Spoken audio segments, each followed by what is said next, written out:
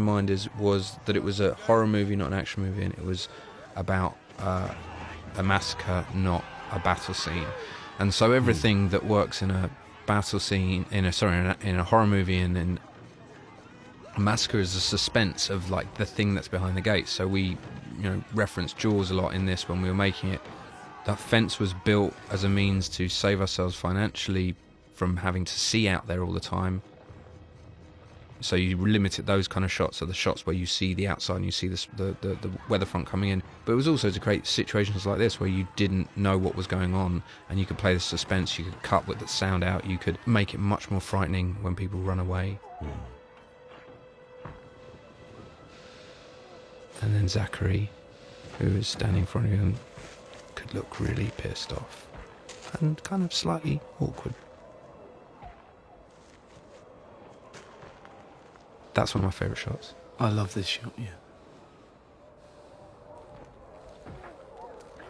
And then you can play with sound, and I think that was the whole idea, is like, how do we make this frightening? How do we get in there? And the other thing that we decided to do is to be very restrictive in the camera work, so that it was really about point of view. So be with the characters, and the wildlings who became characters, who were kind of personified by Carsey and by Tormund.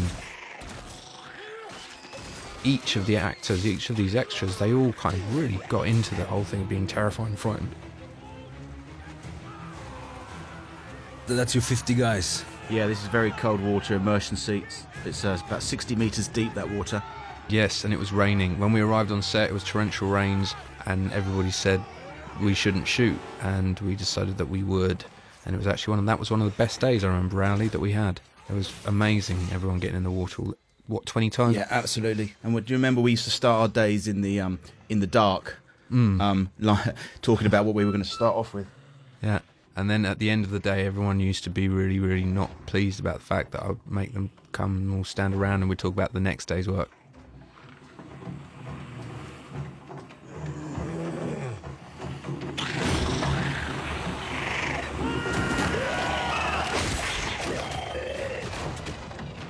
This first few days, when you're talking about the wind and the rain, it actually really helped, didn't it?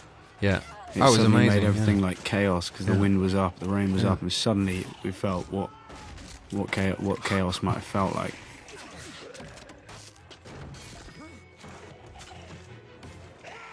The things that always amaze me are, for example, breaking the way through the wooden fence, and how each time you break its pieces you have to reset it, and it takes 20 minutes, and how many times we were able to do that, and timing out exactly the length of time it takes to do that every time, and then how many times we got people in the water. For example, I love Cassie does that. Boof. Yeah. She started doing that for real about 3 takes in. What was brilliant about this sequence, I thought, is because of the wind and the rain and everybody was going crazy and everyone was running into the water, and it was like, this guy really gets punched in the face here. Boof, that's a real punch in the face, because they weren't getting on. There was this tension that was created, but at the same time this excitement for everybody, and it just made it feel real. And we had 4 cameras playing at the same time. We told everybody, all the wildlings, that they had to get through the water, and we told all the Night's Watch to stop them and then let it go. Carnage ensued.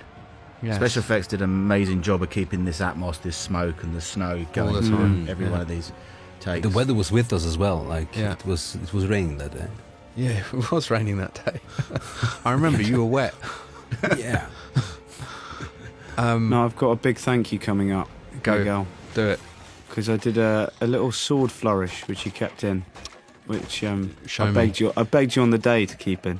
Which one was that? The one where you're running towards it? It's coming up. It's coming up. Yeah, the one when you're running. I mean, all of this stuff. I mean, there's a great amount of stuff here that was also Chris Newman, scheduling producer, and also sometimes second unit guy, shot a bunch of little bits and pieces that just, it's all the flavour that kind of adds to it, and the kind of craziness of people, where you start to lose, you get lost in the chaos of it, and the idea and the whole point of it was that you should start feeling the chaos, and then you see this and you go, oh bollocks. I love this It was like- character. but it was like 600 Yeah. people to lunch every day. Is this it? This is it? This is it. Is it? What's this? I love it. We